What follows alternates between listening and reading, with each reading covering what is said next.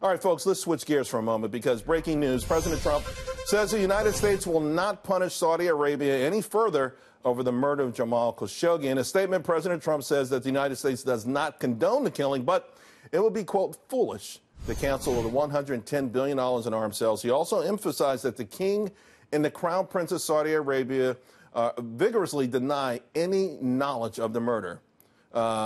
Stating that our intelligence agencies continue to assess all information, but it could very well be that the Crown Prince had knowledge of this tragic event. Maybe he did, maybe he didn't. That being said, we may never know all of the facts surrounding the murder of Jamal Khashoggi.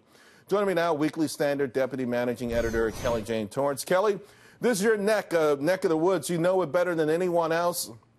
Complicated situation. Are you happy with what the White House is, the way they're pursuing this right now? No, I have to tell you, Charles, I think this is completely outrageous.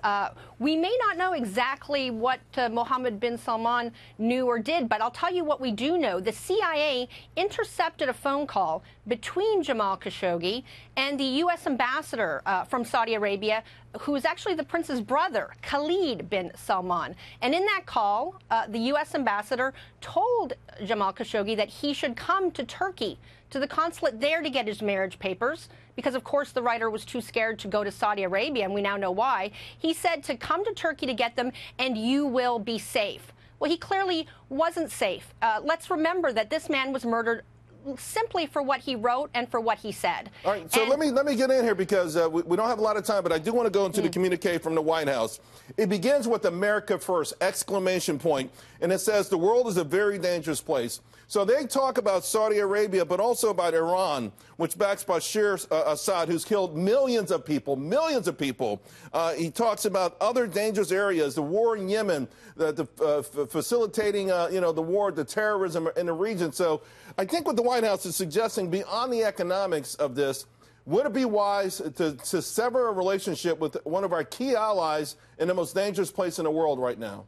Yeah, you're right, Charles. And as you know, I've talked a lot about Iran, and I condemn many things that happen in Iran. But I don't think that the enemy of our enemy is necessarily our friend. Do we need Saudi Arabia? We could be doing a lot more in Iran. And I don't think it serves American interests to allow a U.S. ambassador here in Washington to lure an American permanent resident and journalist for a major American newspaper to his death with no consequences. I don't think that serves American interests, because what next? What will ambassadors to this country, other diplomats in this country, what will they do next when they see that it's possible to get away with something like this? Now, I condemn, I think, I'd love to see regime change in Iran. So if you were president of the United States, you would sever our relationship with Saudi Arabia?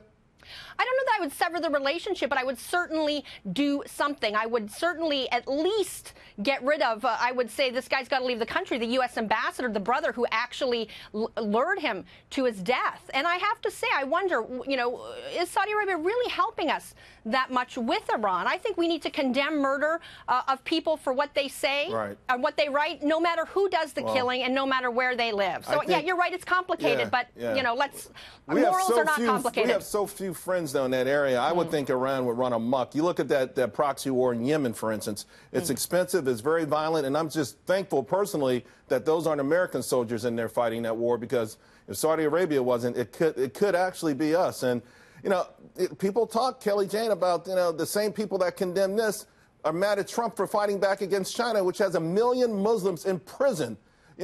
So it's so uneven, and it's just so, I think, unrealistic that, we can say, hey, this atrocity is worse than this atrocity based in part because of who's in the White House. I'm not saying you're doing that, but I think a lot of critics are taking, their cues from that. I always appreciate when you're on the show, Kelly Jane. Thank you very much. Thank you, Charles.